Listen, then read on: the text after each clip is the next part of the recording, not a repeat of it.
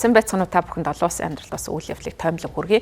Бүгд найрамд Хятад ард улс Америкийн нэгдсэн улсын Nvidia компаниг монополи эсрэг хуулийг зөрчсөн гэсэн үндслээр шийдгэлж байгаагаа мэдгдсэн байна. За тэдний зүгээс шалгалтыг удахгүй явуулах болсон гэдгээ олон нийтэд хүргэсэн. За энэхүү мэдээлэл гарах болсон одоо шалтгаан нь Америкийн нэгдсэн улс болон бүгд найрамд Хятад ард улсын хооронд өрнөж байгаа худалдааны дайтай холбоотой байж болцсохгүй гэж ажиглагчид үзэж байна. За бүгд найрамд Хятад ард улс энэхүү одоо компаниг яагаад монополи эсрэг хуулийг зөрчих болсон бэ гэсэн гол тайлбарыг бол хийгээгүй байна. Гэхдээ чип үйлдвэрлэгчийг 2020 онд Израилийн компаниг худалдан авахдаа бүгд найрамд Хятад ард улсын засгийн газраас тавьсан болцол шаардлагыг зөрчсөн гэж шийдгэлж байгаагаа мэдгдсэн байна. Бүгд найрамд Хятад ард улсын холбогдох байгууллагууд Nvidia компанид нэмэлт шалгалт хийх юм байна. За зөрчил нь батлагдах юм бол тус компани их хэмжээний торгуул ногдуулахаар болсон байна. За энэ одоо яриа хэлцээ үүрнөх энэ үйл явц бол бүгд найрамд Хятад ард улс болон Америкийн нэгдсэн улсын хооронд худалдааны яриа хэлцээ өрнөж байгаа үед бол тухайн мэдээлэл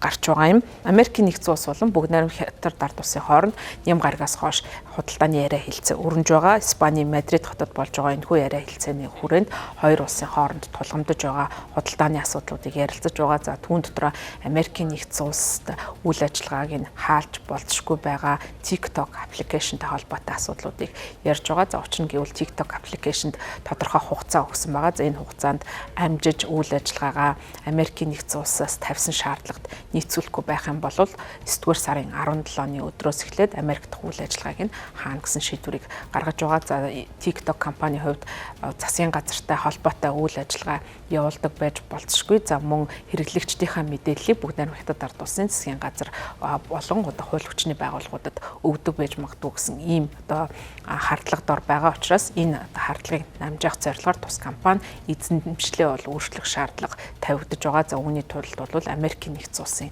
компаниудыг худалдан авах шаардлагыг Трамп ерөнхийлөгчийн засаг захиргаанаас тавьж байгаа. За харин энэ одоо Nvidia компани бол Америкийн нэгдсэн улсын зүгээс TikTok компаниг онилсон үйл ажиллагаа явуулсантай холбогдуулан Америкийн нэгдсэн улсын хамгийн том чип үйлдвэрлэгч Nvidia компаниг мөн харилцан энэ одоо худалдааны дайны хүрээнд бол онилсон үйл ажиллагаа болж байна.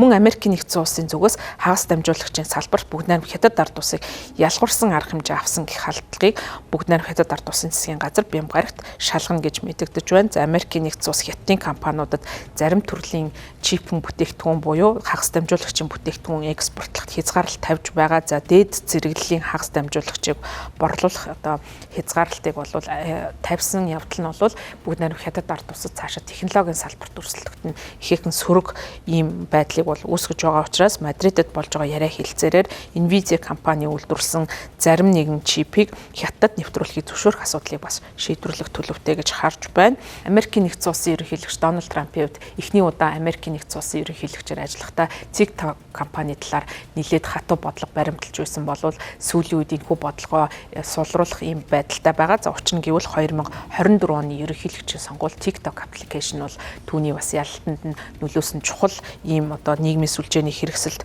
тооцогч учраас байр сууриа зөөлрүүлж байгаа. За мөн 8 дугаар сард цагаан ордны албан ёсны TikTok хаягаа мөн нээж байгаа. За энэхүү аппликейшн бол богино хэмжээний видео хуваалцдаг аппликейшн байдаг. За Америкийн нэгдсэн улсад нийтдээ 170 гаруй сая орчим хэрэглэгчтэй дэлхийн хамгийн өргөн хэрэглэдэг сошиал медиа аппликейшнуудын нэг юм байна. За тэгэхээр энэхүү Nvidia болон TikTok компаниудтай холбоотой асуудал нь Америкийн нэгдсэн улс болон Хятадын хооронд өрнөж байгаа худалдааны маргаан мэтгэлцээ нь бол ямар байдалд хүрч одоо компаниудын төвшөнд ямар нөлөөллийг үзүүлж байгааг харуулж байгаа хэрэг болж байна.